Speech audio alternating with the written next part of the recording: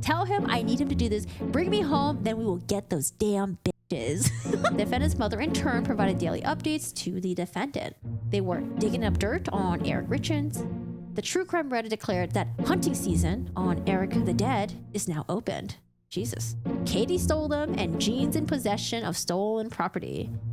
The defendant replied, bada boom, bada bing. I'm gonna call Ronnie right now. Oh my gosh, she's so cheesy. We need actual proof. Well, we don't have it. We don't. I don't have it. Ronnie don't have it. Nobody has it.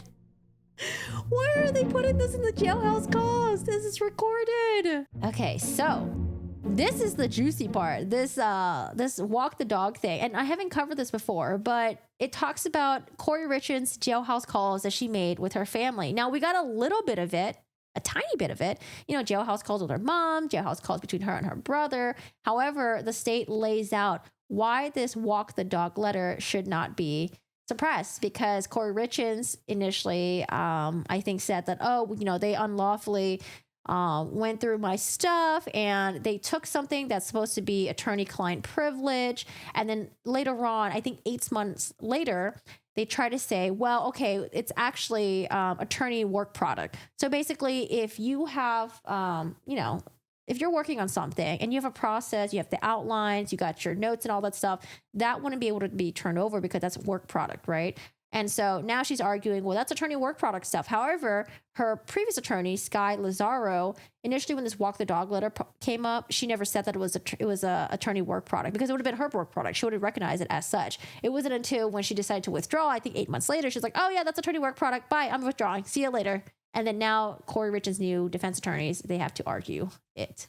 But the state is saying, no, it's not. They're trying to say it's not attorney-client communication, and then it's not attorney work product privilege.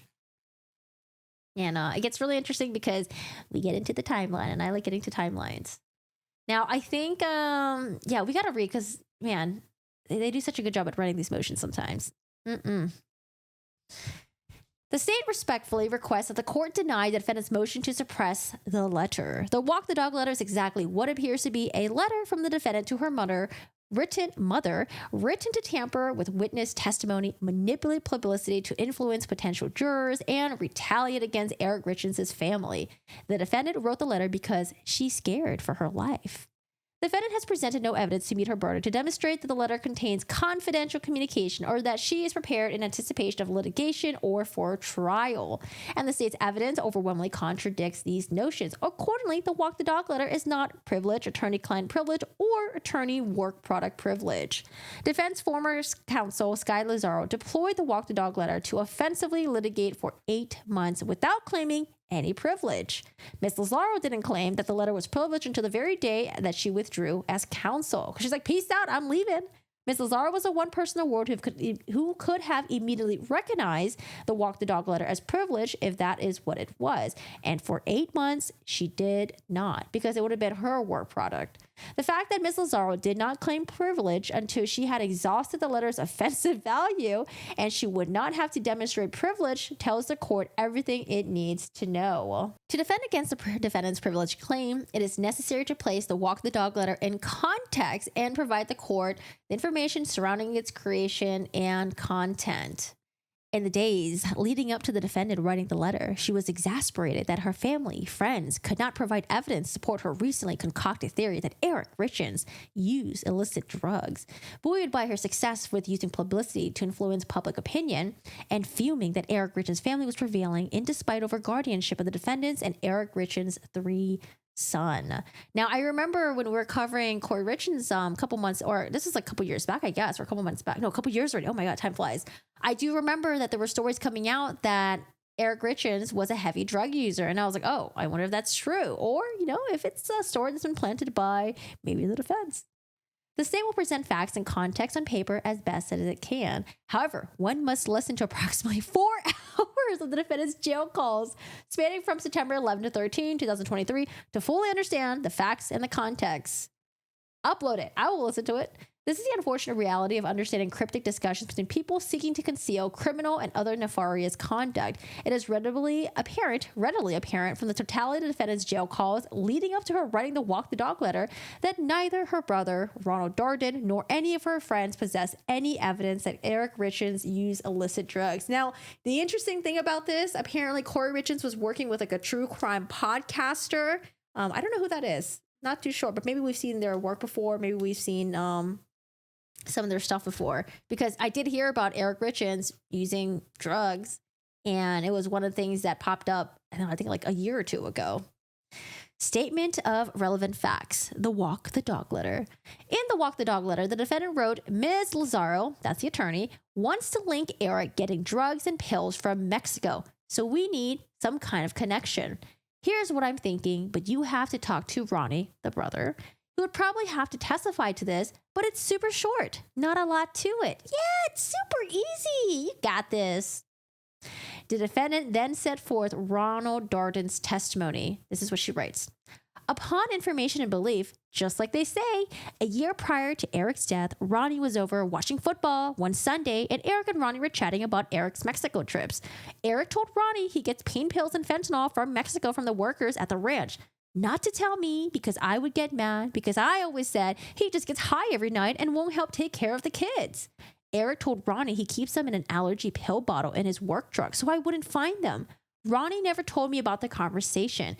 Eric finally told me and asked if Carmen could get some. Oh, that's right. Oh, gosh. So she is saying that she got the drugs because her husband told her to. Okay.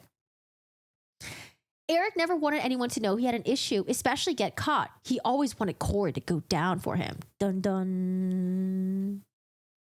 The defendant further instructed, reword this however Ronnie needs to make the point, just include it all. It can be short and to the point, but it has to be done. Upon information and belief, LOL. The defendant then explained, Miss Lazaro has to make the connection between Eric and Mexico because that makes the most sense in her mind. If it's Ronnie's information and belief about the connection over football, Sky can use that as a connection.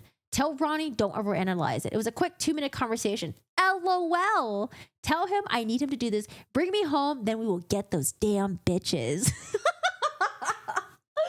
Jesus, she sounds like a very sinister cartoon villain. Like, I don't know, I imagine her as like Megamind, just like plotting away in her little cell.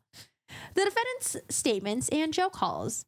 Beginning the night, Eric Richins' death and continuing through the defendant's May 8, 2023 arrest, the defendant made multiple statements to law enforcement, the Office of the Utah Medical Examiner, and the life insurance company that Eric Richins did not use illicit drugs, other than the occasional THC gummies. Man, this is how your words bite you in the ass later.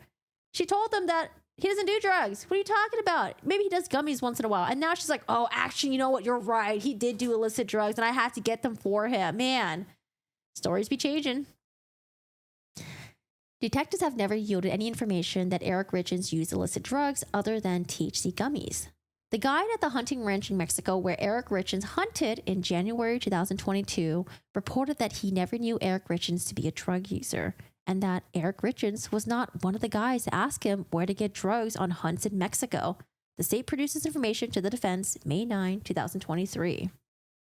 Now, we're in September 2023. People magazine published a cover story, Did She Kill Him?, featuring this case. The article traffics statements and photographs provided by the defendant's family and friends.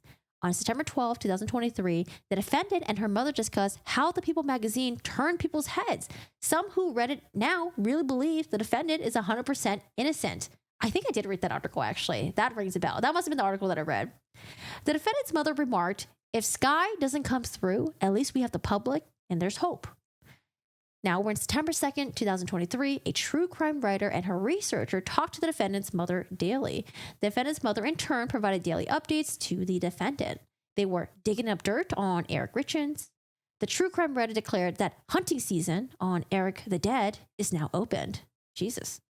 Damaging information about Eric Richins was going out in the mail to hit every network, and this is going to happen the week of September 11, 2023. On September 11, 2023, in a call placed at 6:52 p.m., The defendant and her mother discussed an upcoming event with television cameras where the defendant's two brothers would be interviewed together. Did this interview ever come to fruition? On September 11, 2023, in a call placed at 9:11 p.m. Jesus, coincidence much? September 11, call placed at 9:11. The defendant and her mother talked for 18 minutes about their long-standing grievances with the Richins family. We sat quiet for so fucking long is the problem, said the defendant's mother. The defendant and her mother discussed how Katie started this shit. Enough is enough. Now let's see how they respond to this. Anyone can dish it out. Let's see how long you take it. Let's air the laundry. The next day, on September 12, 2023, in a call placed at 11:02 a.m., the defendant's mother informed the defendant that her brother, Ronald Darden, talked to Ms. Lazaro's, that's the attorney, investigator, and told him, "You're probably better off talking to my mom because she would know more." Oh no. Oh, the brother's not coming through. The defendant responded, "Why the hell would Ronnie do that? I told Ronnie I need him to talk to the investigator." During a call placed at 11:33 a.m., Ronald Darden confirmed, "Yeah, I wasn't much help." I wonder if the brother's like, doesn't want to help because he knows he might get in trouble, or maybe he's a dipshit. I don't know. During the same call, the defendant told her mother that the admirer the defendant put in charge for media plan is contacting every media outlet possible. The admirer? Is that the true crime writer, or is that her paramour, or is it someone else? Who's the admirer? At the end of this call, the defendant read a letter from another inmate aloud to her mother. This letter has previously been referred to the record as letter number 2. The defendant's mother asked, "Can you take a picture of it and then send it to me?" The defendant replied, "No, we can't take pictures." Pause. "I could do a video and hold it up, and you can take a screenshot of it from the video." Oh no, this is how it starts. Because they saw this and they're like, wait a second, what is she doing over there? September 12, 2023, in a call placed at 3:19 p.m., the defendant's mother told her, "My true crime writers had to stop what they're doing because we're all looking for the same information and nobody can seem to come up with it. The investigation only has leads. Hearsay, hearsay, hearsay. Well, everybody has got a fistful of hearsay. Do any of you have proof of anything?" That's where we're at with the media. September 12, 2023, in a call placed at 4:16 p.m., the defendant's mother reported, "Spoke with both Kelsey and Chelsea, and I didn't get anywhere, so I'm kind of bummed. I thought they would have more answers for me, and they didn't." Defendant told her mother that the true crime writers are done because we needed that one thing and we don't have it. Oh, I wonder why you don't have it. Is it because it's not true? And so when they went to go air, they said they wouldn't do it without that one thing. And we don't have it. Your investigators don't have it, but we have to get it. It's night and day difference. And I don't know how. I don't know what avenue to take. The true crime writer wanted to put it out there and get it out nationwide. I can't do it because it's all hearsay. We need actual proof. Well, we don't have it. We don't. I don't have it. Ronnie don't have it. Nobody has it. Why are they putting this in the jailhouse calls? This is recorded. Why? Oh, maybe the brother has a backbone. And who knows, tomorrow morning I could wake up, somebody's got it. Okay. September 12, 2023, in a call placed at 4:43 p.m., the defendant and her mother talked about needing to find an actual physical person who was seen, sold, or joined. The defendant asked, "And Ronnie hasn't?" The defendant's mother replied, No, Ronnie didn't. And Ronnie told the investigators, "No, I don't know any of that. That's just recent. I've learned of that." Oh no, she's pissed at her brother. "I was sure Chelsea was going to say yes, but she didn't, and Kelsey didn't. At least the best friends." Same day, September 12, in a text message sent at 5:01 p.m., the defendant told the brother, "Think back. New Year's, murder mystery dinner, you and Eric, don't reply, just think." Oh my goodness. September 12, 2023, in a call placed at 5:17 p.m., the defendant's mother reported an argument she had with the defendant's brother, Dennis Kouri. I guess it's her uncle. Only Ronald Darden could retrieve the gun receipts because he had defendant's power of attorney. Ronnie needed to get the gun receipts before a juvenile court hearing on September 29. This is our only chance for the boys, and our other chances aren't looking good. So it seems like they were losing custody. It seems like Kouri Richins, his sisters, were going to get custody of the boys and not the Kouri Richins side of the family. September 12th, in a call placed at 6:37 p.m. Again, this is the same day. Defendant had similar discussions with Dennis Kouri about gun receipts and frustrations with brother Ronnie. Dennis Kouri said, "Let me tell you how important this is. If Katie gets your boys because Ronnie doesn't do this, this is Ronnie's fault." Dennis Kouri explained, "If we pull this off, I get your kids immediately. Ronnie will press charges immediately. Katie will be arrested. There are 3 guns. Each one of those carries a 10-year mandatory sentence. The guns are at Kouri Richins. So what happens with that is that they are both tied to it and that neither of them can fight for your boys. 2 birds, 1 stone. Katie stole them and Jean's in possession of stolen property." The defendant replied, "Bada boom, bada bing. I'm going to call Ronnie right now." Oh my gosh, she's so cheesy. I'm telling you, we got a cartoon villain here. Jesus. Dennis Kouri said, "It depends on your brother Ronnie." Same day, in a call placed at 6:56 p.m., the defendant and her uncle discussed whether the defendant's guns were at the marital property. The uncle said, "We don't even need Katie to be arrested. All we need is for her to be under investigation." The defendant wondered whether Kouri Richins Benson would be given a first-time offender bullshit deal. Maybe. The uncle replied, "It doesn't matter. Katie loses the boys." You know, it's just so sad because the boys just need instability. They need to be in a stable home.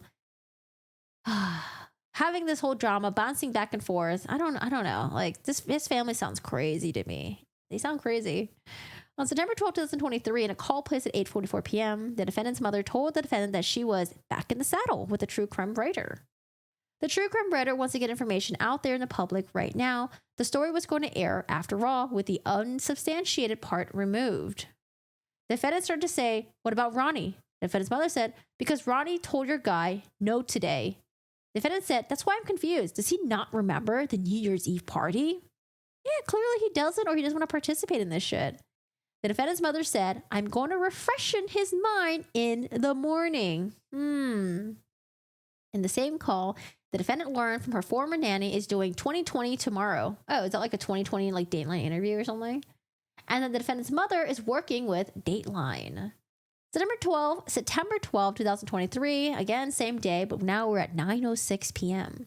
The defendant and her mother remarked about the day's devastation, gut punch, heartbreak, that the true crime writer was unable to publish that Eric Richins used illicit drugs. The true crime writer and her researcher are doing everything they can to get it out there in the media to turn around. At least if we have the public on our side, that's a plus. The true crime writer had been so sure that the 2 girls would provide evidence that Eric Richins used illicit drugs, but they turned out to be no-goes. Oh, we're filing the next day, September 13, 2023.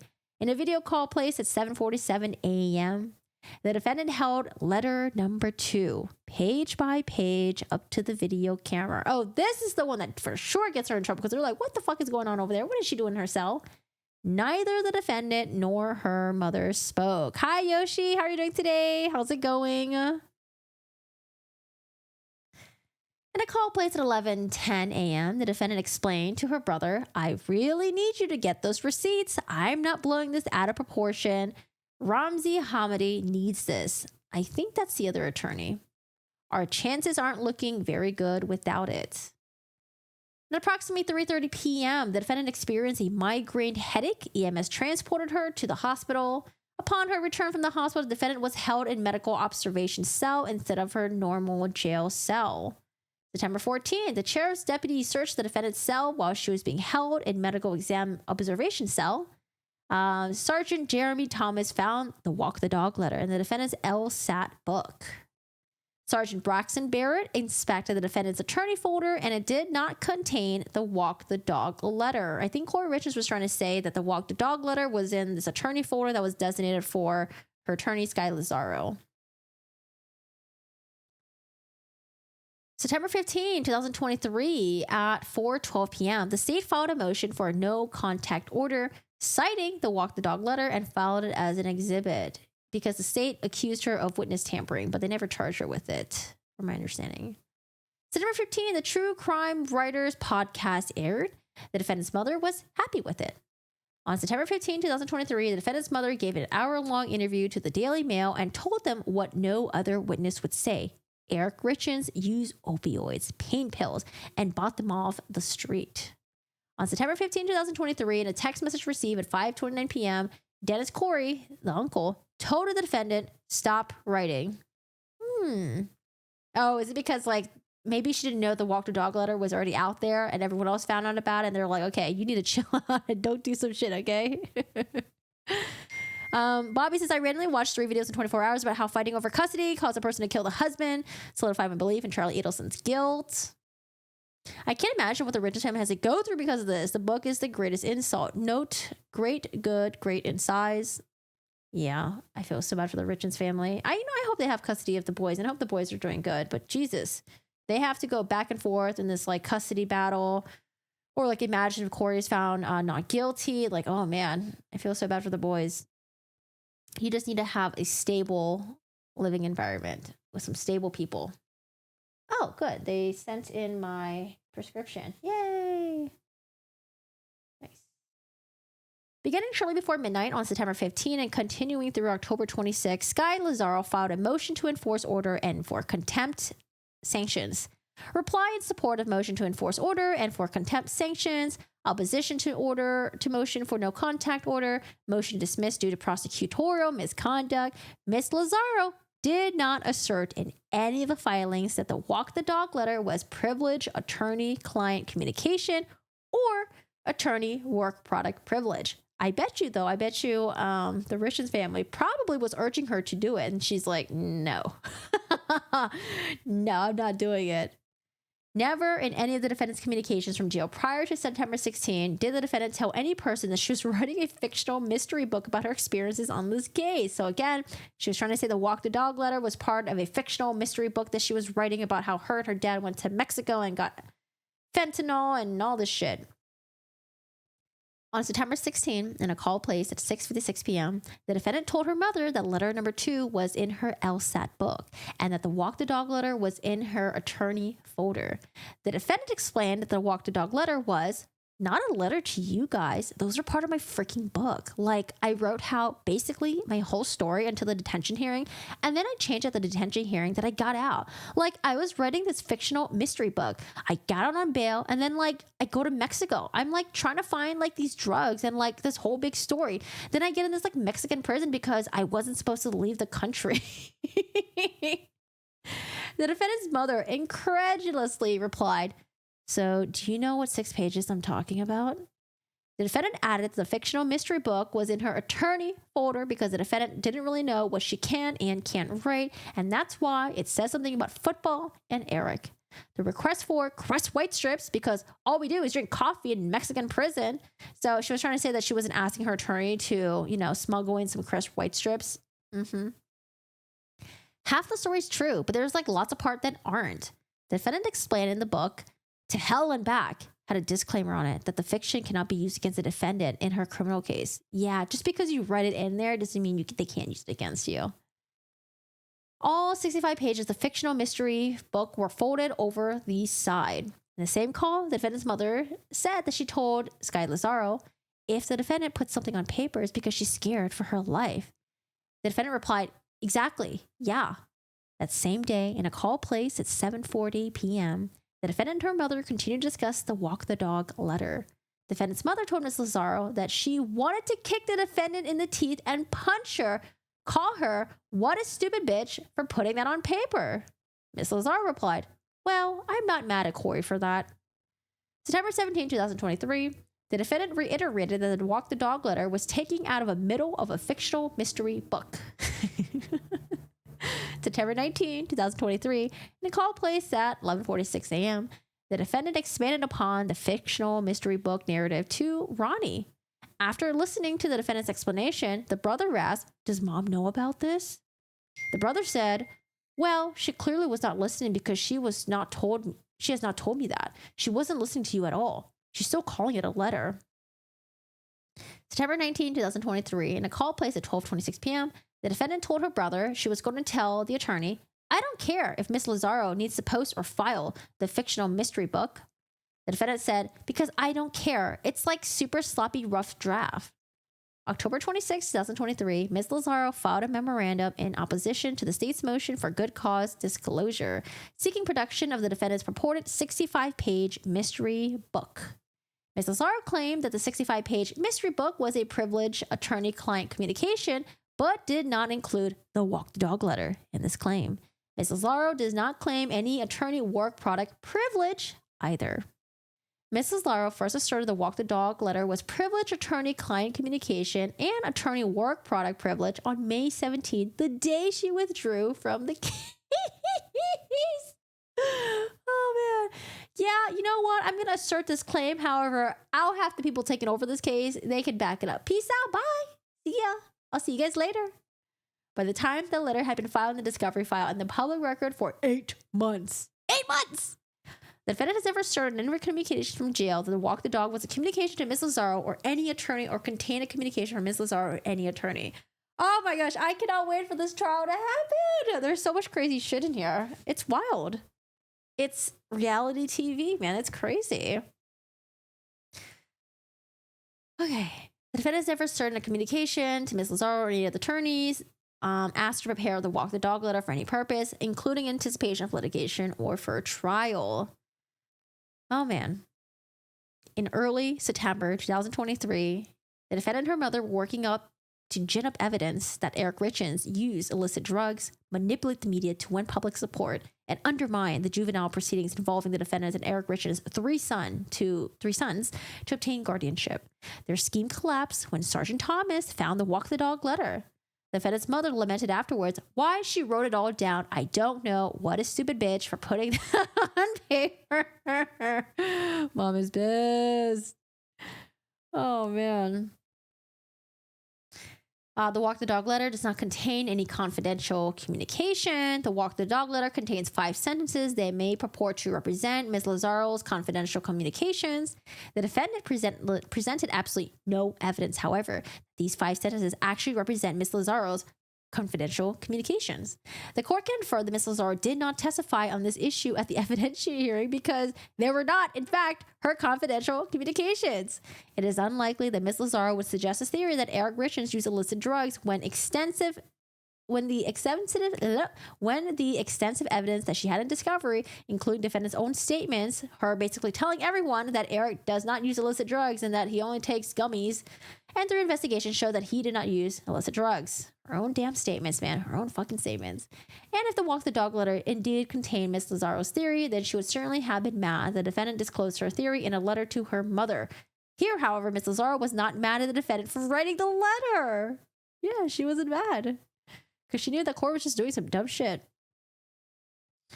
Kouri is a textbook example of a Dunning-Kruger effect. What is a Dunning-Kruger effect? That maybe sounds familiar? It's going good. You're just getting ready before I go to class in a bit. Oh, class day. What classes do we got today? The court cannot take the 5 sentences that may purport to represent Ms. Lazaro's communication at face value. At the bottom, the defendant is not credible. Not even close to credible. Moreover, the defendant has placed thousands of phone calls and text messages from the jail, and not once said that a walk the dog letter contained a communication from Ms. Lazaro or was prepared at Ms. Lazaro's direction. Accordingly, the defendant has not met her burden to demonstrate the letter contains any confidential communications. Oh my gosh, Salsa, hi, how are you doing today? Are you just joining us? Salsa, you gotta rewind back and listen to this court talk.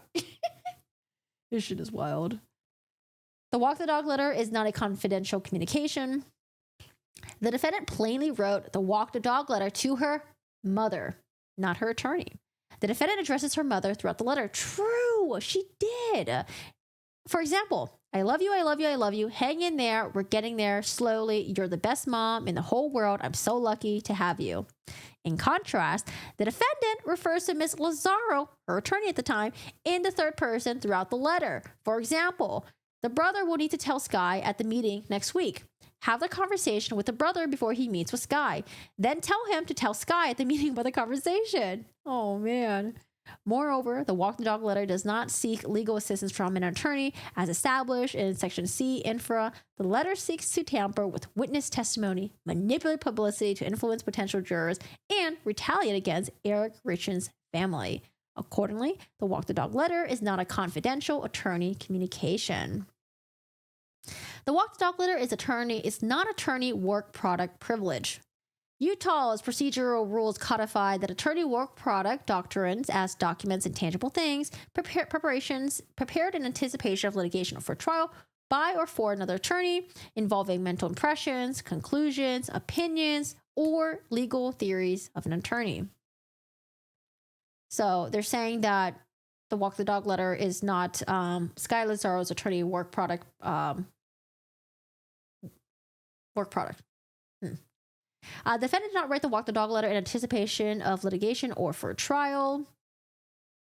The defendant presented absolutely no evidence that she wrote the walk the dog letter in anticipation of litigation or for trial. At the bottom, Ms. Lazzaro did not testify on the issue. The theory that Eric Richins used illicit drugs as a non-starter, and the court cannot take the letter as face value. Accordingly, the defendant failed to meet her burden to demonstrate the walk the dog letter is attorney work product privilege. Now, they're saying that she wrote it to witness tamper. Defendant believed that she needed to show at trial that Eric Richins used illicit drugs. Throughout the day on September 12th, the defendant learned that her brother and her two best friends, among others, were unable to provide evidence that Eric Richins used illicit drugs. In particular, she learned that Ronnie Darden, the brother, wasn't much help when he spoke with Ms. Lazzaro's investigator. The defendant became agitated and responded, "Why the hell did Ronnie say that? I told Ronnie I needed him to talk to the investigator." That afternoon, the defendant's mother reminded the defendant that we need actual proof. Ronnie doesn't have it. Nobody has it. The defendant nudged and prodded Ronnie Darden. Think back. In the evening, the defendant's mother again reminded the defendant that Ronnie told you guy... Wait, what? Ronnie told you guy no today.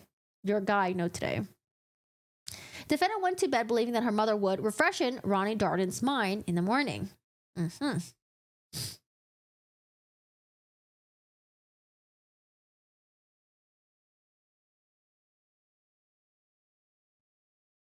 Dunning-Kruger, when someone has very little skill or knowledge, overestimates their abilities because they're too dumb to realize how dumb they are.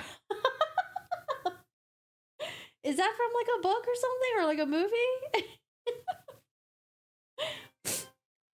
Oh, you were lurking? Thank you!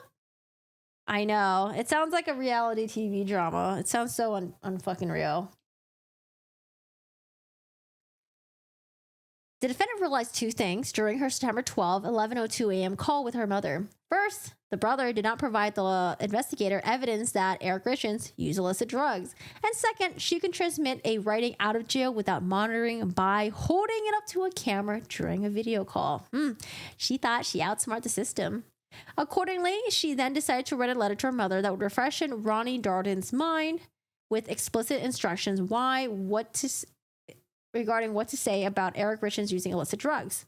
On September 13, she was transported to the hospital. She did not return to her jail cell until sheriff's deputies had found the walk the dog letter. Accordingly, the defendant wrote the letter during sometime the 28 hours between realizing that she could transmit a letter to her mother without being monitored and being transported to the hospital. The walk the dog letter instructed the defendant's mother how to proceed with the brother when it became apparent that he was not getting it, and none of her other friends could provide any evidence that Eric had used illicit drugs. The defendant's written instructions as to how the brother needed to testify are entirely consistent with our conversations throughout that day on September 12. The brother was not getting it, despite the defendant's not so subtle remarks. So the defendant spelled it out in the walk the dog letter with the intention of surreptitiously transmitting the letter out of jail using a video call. The walk the dog letter plain language betrays that the defendant wrote it to instruct her brother to testify falsely and how to testify falsely. Why else would the defendant tell her, the brother, the content of the conversation in which he purportedly participated, and then tell him the duration of the conversation, and then allow that he could reword the testimony however he needed to make a point? And why provide him with the background of the conversation that he would never have known? Why would the defendant need to counsel her brother to not overanalyze it? Why repeat upon information and belief? LOL, because she was making fun of it, okay? Witness tampering occurs when someone attempts to induce or otherwise cause another individual to testify or inform falsely. Here, the defendant's false testimony, writing a false testimony for her brother, having just figured out how to transmit that false testimony to him, constitutes an attempt to cause her brother to testify falsely. Oh boy. She wrote the walk the dog letter to influence the public. She was I hate this word. Buoyed. She was buoyed just by learning that the People magazine article turns people's heads, and some who read it now believe the defendant is 100% innocent. She was cognizant of that. If Sky doesn't come through, at least we have the public and there's hope. She knew that her family and their friends were working with the media to publish the defendant's narrative, including her former nanny doing 2020 and her mother working with Dateline, her brothers interviewing before television cameras, and the true crime writer's constant chatter. The defendant's written instruction in the Walk the Dog letter regarding publicity are entirely consistent with her conversation throughout the day on September 11 to 12. She instructed her 3 best friends to tell Good Morning America that Eric bragged about doing pills in high school. What high school? This would have been like 15 years later. Eric put the drugs in the defendant's suitcase when they traveled, and that Eric was looking for drugs the whole time they were in Spain. Like the People magazine article, the defendant wanted Good Morning America interview to make her look good as Eric Richins' expense. The Walk the Dog letter orchestrated a publicity plan, not a litigation plan. True. Oh, is this a psychology term? Really? I took psychology so many times. I've never heard of the Dunning-Kruger effect. Thank you. I will add it to my list. The defendant spoke at length on September 12, 2023, retaliating against Kouri Richins Benson. In connection with the depending guardianship proceeding involving the defendant and Eric Richins' 3 sons, she plotted to have Katie criminally charged for stealing guns as a way for the Darden family members to prevail over Richins' family members in pending guardianship proceeding.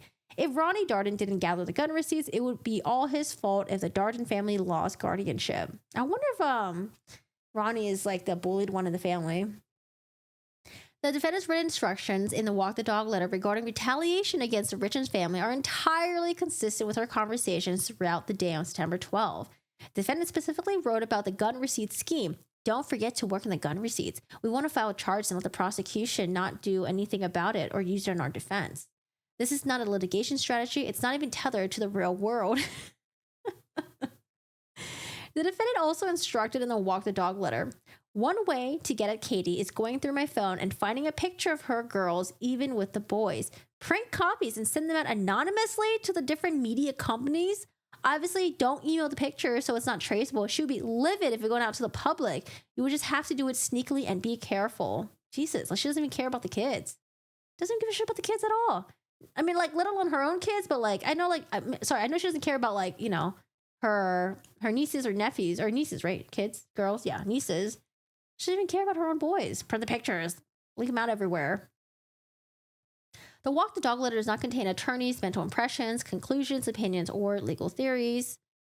It has 5 sentences that may purport to present Ms. Lazzaro's mental impressions, conclusions, opinions, or legal theories. These are the same 5 sentences that may purport to represent Ms. Lazzaro's confidential communications. As discussed in Section A1 Supra, the defendant presented absolutely no evidence that the Walk the Dog letter actually contains Ms. Lazzaro's mental impressions, conclusions, opinions, or legal theories. At the bottom, Ms. Lazzaro did not testify on the issue. I'm going to actually copy this. I remember. Work. How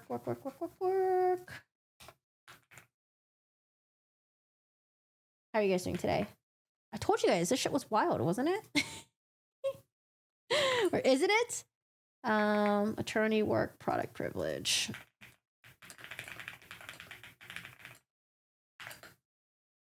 This is just like the tip of the iceberg. Tip of the iceberg. At the bottom, Ms. Lazzaro did not testify on the issue.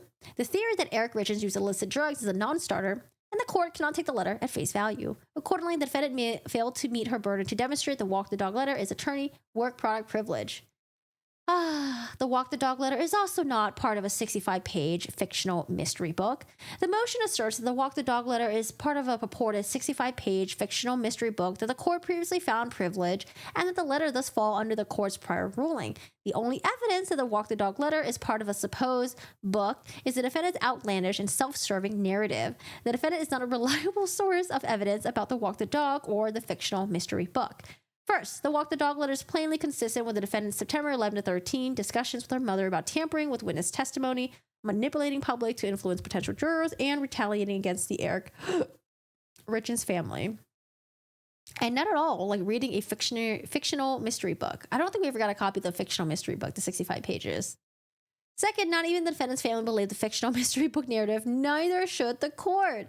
When confronted with the defendant's explanation, the defendant's mother asked, "Do you know what 6 pages we're talking about?" 3 days later, the defendant's mother had not bothered to repeat the defendant's fictional mystery book narrative to the brother, who told the defendant, "Mom is still calling it a letter." Upon hearing that the fictional mystery book described in the 4th of July celebration in Mexico, the brother keenly remarked, "That doesn't make any sense." That's right, because 4th of July, it's an American thing. Why would they celebrate American independence in Mexico? Unless there's like a lot of Americans living in that little town. Finally, each page of the Walk the Dog is no. I'm sorry, I'm just a kid. Finally, each page of the Walk the Dog letter is numbered in the defendant's handwriting 1 through 6. The defendant's claim that the Walk the Dog letter was taken from the middle of the 65-page fictional mystery book, despite being numbered 1 through 6, defies reason. Moreover, the Walk the Dog letter was tri-folded. The defendant said the fictional mystery book was folded together at the side. The 6-page Walk the Dog letter is undoubtedly distinct from the 65-page fictional mystery book. The defendant waived any privilege claim to the Walk the Dog letter. It is perfectly clear that once privileged material is disclosed, the privilege of non-disclosure is waived. The attorney work product privilege is not absolute and may be waived. In determining the applicability of the attorney work product privilege, the court must consider attorney involvement and the primary motivating purpose behind the creation of the document. When the attorney or the client asserts the work product privilege to thwart the integrity of the judicial process, that privilege is vitiated. Attorney's opinion work product cannot be privileged if the work was performed in furtherance of a crime, fraud, or other type of misconduct fundamentally inconsistent with the basic premise of the adversary system. Forward through this. In 8 months, let's read this. First, there must be a prima facie showing of violation sufficient to defeat the work product privilege. Second, the court must find some valid relationships between the challenged work product and the prima facie violation. In the 8 months following Sergeant Thomas finding the Walk the Dog letter, the defendant deployed the letter in motions to have the Summit County Attorney's Office held in contempt, sanctioned, and disqualified entirely, and to change the venue. The defendant later deployed the Walk the Dog letter to seek to have this entire case dismissed for prosecutorial misconduct. Ms. Lazaro litigated these issues until February 2024 and not once claimed the letter was either a privileged attorney-client communication or attorney work product privilege.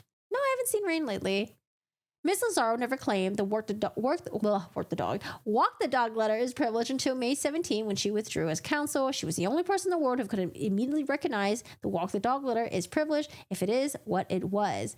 For 8 months, she didn't. The fact that Ms. Lazaro did not claim privilege until she had exhausted the letter's offensive value and no longer had to demonstrate a privilege claim is telling. Yeah, because she was piecing out. She's like, I'm getting the fuck out of here. I'll see you guys later. Good luck. The defendant used the letter as a sword and thus waived the assertion 8 months later that the Walk the Dog letter is shielded by privilege.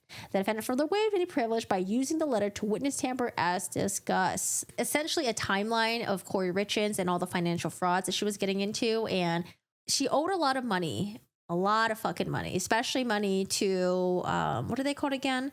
Are they called loan sharks? Basically people that you borrow from, short-term loans, but they have like very high interest. And so, most people do that because they want to get like a good chunk of money. You don't want to borrow money the conventional way, right? And what she's trying to do, she's trying to flip houses. So she needs a bunch of money, buy these houses, she flips them, and then she sells them for a profit on the market. However, the business that she was doing was not profitable at all. Like I guess she wasn't very good at it. I don't know. She had like issues. She would take money that was supposed to go for her husband's tax payments. And she would pretend to pay off the tax payments, but then she would use them instead and then funnel it into her business account, allegedly. And then, she would owe people money and then she would keep cycling money. And like, it was crazy. So I'm going to read through this, through all the financial stuff that she was doing. And then afterwards, we'll go to the chronological stuff with the Walk the Dog letter because it's wild. Oh my gosh, it's crazy. Like Kouri Richins and her mom, they are crazy. Okay, I don't know. I don't know. These phone calls, man, it makes them look really crazy, but to make her own money, Eric was a very successful man. She probably wanted to be a successful, known person as well. She didn't want to admit that her business was failing. She probably thought at some point, she can borrow enough money to pay off all her own debts and then maybe profit with the new houses, but then the profit of the new houses never really came through. It's what happens. A lot of these people just get caught up in the game, and at some point they can't get out of it. And I think she, based on what's been reported with the text messages of her and her paramour, it seems like she wanted to get the fuck out of the marriage. And it's possible that Eric wouldn't give her a good chunk of the money. Yeah, I saw that they were opening the investigation into Kouri Richins' mom's partner, but I don't know if there's ever any. Okay, so when was this filed? Do we have a date here? I think the date's at the bottom then. The state notices both evidence that it intends to offer in its case in chief and evidence that it may offer in rebuttal or impeachment. The state notices the latter because it can envision circumstances wherein the defense introduces evidence or argument that the defendant was a successful business person or engaged in normal business practices, or the defendant testifies and puts her credibility at issue. In these circumstances, it will be permissible for the state to introduce evidence of the defendant's numerous financial frauds, other crimes, wrongs, or acts. She reminds me of Murdoch. Because Murdoch had like spider webs of all the shit that he was up to, all the crazy things that he was doing. The state is mindful that the court's finding in connection with the defense's motion to sever that financial frauds predating January 2022 are inadmissible under Rule 404 because, in part, committing fraud demonstrates a propensity to commit murder. So that's why it's not allowed. The state believes that this ruling is erroneous as a matter of law and will move the court to reconsider at an appropriate time, but understands the status quo. The case in chief, 404B evidence. March 19, 2019, defendant obtains a $250,000 home equity line of credit, a HELOC, on Eric Richins' home without Eric Richins' knowledge or consent by using a durable power attorney. I think they did hire a handwriting signature analysis person to analyze Eric Richins' signature, how it normally is, with what a forged signature could look like by Kouri Richins, allegedly. Before and after Eric Richins' death, the defendant engaged in an intimate relationship with Robert Joshua Grossman. You were asking earlier what the name of the paramour was. It's in this document. To include without limitation text messages regarding future plans as a couple and planning a vacation together for April 2022. In May 2021, the defendant consulted with a divorce attorney, Marie Bramwell, testimony of Barney and Bramwell. The defendants and Eric Richins' 2019 to 2021 unpaid federal income tax liability totaled over $300,000. Now, the state, they allege that this was not Eric Richins' fault. He had money he set aside, and he expected Kouri Richins to pay the federal tax liability, and she pretended she did, but she never did. And so instead, she took that money and then funneled it into her own accounts instead.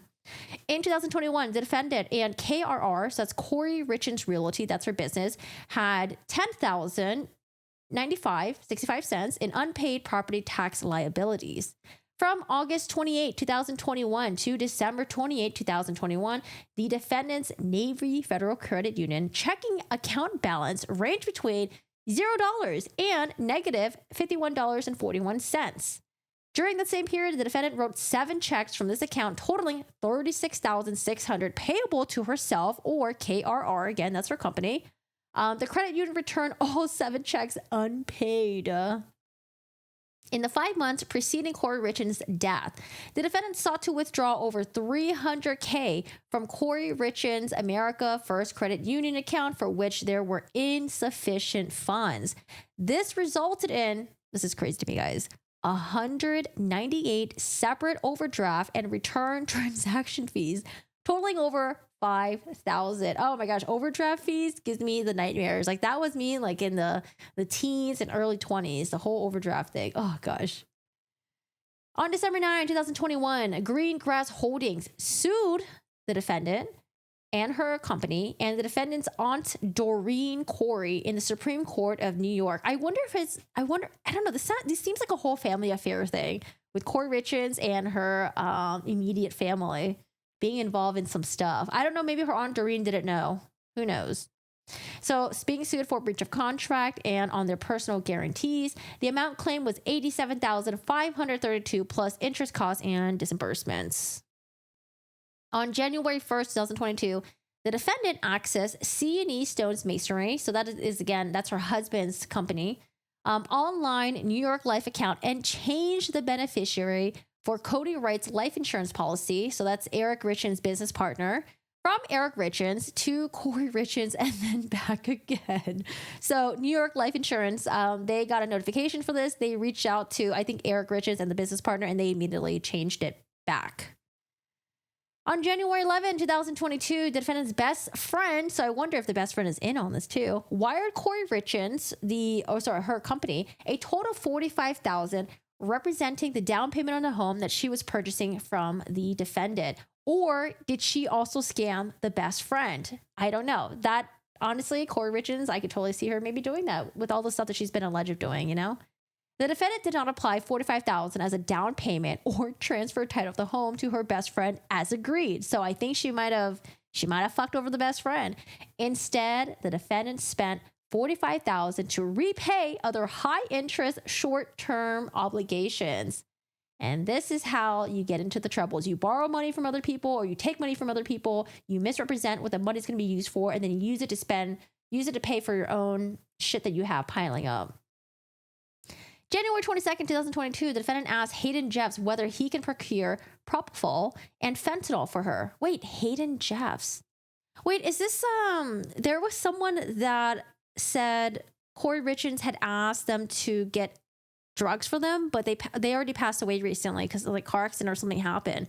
Is that Hayden Jeffs? If it is, they're no longer, they're deceased now. The defendant deleted essentially all text messages and much of the other data from her cell phone from January 1st, 2022 to March 15, 2022. See defendant's toll record, the CDR of Carmen Lauber. I think that's the apparent drug dealer, or the person who was like the middleman between the drug dealer and Kouri Richins. March 6, 2022, learned that the Eric Richins Living Trust owned the home at 282 Willow Court in Francis. So this is the house that she was living in with her deceased husband at that time. And that Katie Richins Benson was trustee. Katie Richins Benson was in control of the Eric Richins estate. That's his sister. The defendant's reaction was so overwhelming. She punched Amy Richins, had an emotional meltdown in front of her best friend, collapsing on the garage floor and screaming. I wonder if there's a ring camera. On or about September 12, 2023, the defendant wrote the walk the dog letter to tamper with witness testimony, manipulate publicity, and retaliate against Eric Richins' family. The defendant demonstrated her intent in writing the letter in a series of jail calls with family members, and January 23, 2025, evidentiary hearing and exhibits cited therein. Oh man, crazy. All right, rebuttal, impeachment, and reconsideration 404B evidence. March 19, defendant obtained a HELOC on Eric Richins' home without Eric Richins' knowledge or consent by altering a durable power of attorney. July 7, 2021, defendant on behalf of her business entered into a mortgage loan with Iron Bridge Financial. Oh gosh, this is so funny. In support of the loan application, the defendant knowingly submitted a forged bank account statement, so from her business, to Iron Bridge. The statement falsely represented C&E's account balance as KRR's account balance. So because she was applying for a loan, she doesn't have the fucking money. So you know what she does? She takes the bank statement from her husband's, allegedly, and then she basically just changed the letterhead or maybe just like the body of it, and then she switched it out to make it look like it's her business that has this account balance, not her husband's. However, when an Iron Bridge analyst questioned the disparity between KR's relatively high account balance and the defendant's relatively low credit score, the defendant falsely replied, "Everything is paid off now. It just probably hasn't updated. I recently learned about all of this as well. LOL. And then my husband decided to explain to me this was his doing a while ago." Yeah, blame the husband. "We are in the process of separation for one of the many reasons, but his is one of them is to keep it short and sweet. LOL. Now, if you guys remember reading the Kouri Richins emails when she was emailing the detective, LOL, and the way with the emojis and all that stuff, like, oh my gosh, so cringe. There's nothing wrong with LOLs and emojis, but like the context that she was using it in, oof. August 4, 2021, the defendant, on behalf of her business, entered into a mortgage loan with Boomerang Finance. In support of the loan application, the defendant knowingly submitted a forged KRR bank statement. Again, the statement falsely represented her husband's account balance as if it was her own balance. On August 12, 2021, the defendant knowingly submitted a forged personal bank statement in support of a loan application to Excel Financial Services. The statement falsely represented, again, her husband's business bank account as her own. Surprised by the defendant's unexpectedly low credit rating, Excel's principal asked her to provide a letter of explanation. On September 12, 2021, the defendant explained that she had her identity stolen by a lady out of Seattle that had gotten a hold of her social security number. Jeez. Is there a way that like banks can further fact check this shit? Because people can just make shit up anytime. October 13, 2021, the defendant knowingly submitted a forged personal bank statement in support of a loan application to Excel. The statement falsely again represented her husband's business bank account as her own. The defendant also knowingly submitted a forged organizational document that falsely represented that Doreen Kouri owned 25% of KRR. That's her aunt. November 23rd, 2021, the defendant knowingly submitted a forged KRR bank account in support of a loan application. And again, it falsely represents her account balance as it did the October 2021 account balance, right? Oh, sorry. It falsely represented her account balance, August 2021 balance, as its October 2021 account balance. So maybe she was really good at Photoshop, or she had someone who Photoshop her shit for her. Man, Kouri Richins must have been one of the kids who Photoshopped their report cards. Do you guys know any kids that used to do that? Dude, I remember there were kids that used to get the whiteout, and they would white out the, the bad grade and then put like a different grade on top of it. I don't know if that ever worked though, because it didn't look very convincing. Defendant also knowingly submitted a forged organizational. Oh, but no, sorry. They would put it through the copy, what's it called? The copy machine? Yeah, the copy machine. Oh my God, kids are so smart. The defendant also knowingly submitted a forged organizational document that falsely represented that Doreen Kouri owned 81% of KRR. March 17, 2023, the defendant fraudulently transferred her mother's home to KRR by convincing her mother to sign papers that would supposedly add the defendant's name to her mother's deed. Instead, the papers transferred titles of the home to KRR. I wonder if she also scammed her mom as well. The defendant then encumbered her mother's home with another $135,000 loan. To obtain this loan, the defendant falsely told the lender that she was going to rehab her mother's new home and that she was doing fix and flips for about 5 years now. I have done nearly 40 flips. C&E, again, her husband's business company, distributed over $220,000 to Kouri Richins, representing estimated quarterly taxes due. The defendant falsely informed her and Kouri Richins' accountant that she remitted that money to the IRS when in fact she used that money for other purposes. Jesus. 2021, the defendant falsely advertised to certain prospective investors that she acquired $14 million in real estate in 5 years, profited $1 million in 5 projects, and employed 147 people based out of Park City. It's like, how do you get into investments with people? Jesus, people can just like lie about everything. It's crazy. February 10, 2022, defendant falsely advertised to certain prospective investors that she was contributing to a funding purchase of the Midway Mansion. The defendant did not contribute to the funding the purchase of the Midway Mansion and instead received $81,386 cash back at closing. March 9, defendant purchased Fountainall from Carmen Lauber. And that's it.